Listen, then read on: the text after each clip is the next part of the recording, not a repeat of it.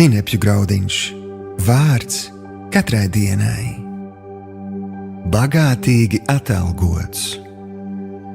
Šodienas rakstu vieta. Bet to es saku, kas sīksti sēj, tas arī sīksti pļaus, un kas sēj uz svētību, tas arī pļaus uz svētību. Ik viens lai dara, kā tas savā sirdī apņēmies, ne smagu sirdi vai piespiests, jo priecīgu devēju Dievs mīl.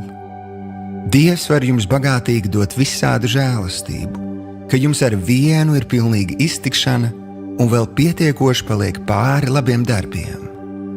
Tā kā ir rakstīts, viņš ir izbēris un nabagiem devis, viņa taisnība paliek mūžīgi. Bet kas dod sēklu sējējam un maizi ēdējam, tas arī dos un vairos jūsu sēju un liks pieaugt jūsu taisnības augļiem. Tad jūs būsit bagāti visās lietās katram labam darbam, un tā mēs panāksim, ka Dievam tiks dota pateicība. Jo šis kalpošanas darbs ne tik vien novērš svētīgo trūkumu, bet ir arī pārbagāts ar daudzām pateicībām Dievam.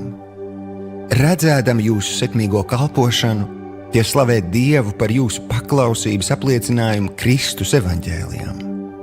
Un jūsu sirsnīgo palīdzību viņiem un visiem citiem, un lūgdami Dievu par jums, tie ilgojas pēc jums, vērodam Dieva bagāto žēlastību, kas pie jums parādījusies.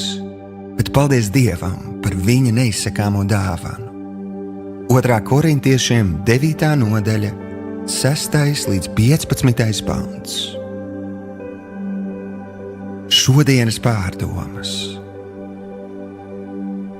Zemkopībā sēja vienmēr ir pirms pļaujas, un tā ir pašsaprotama lieta.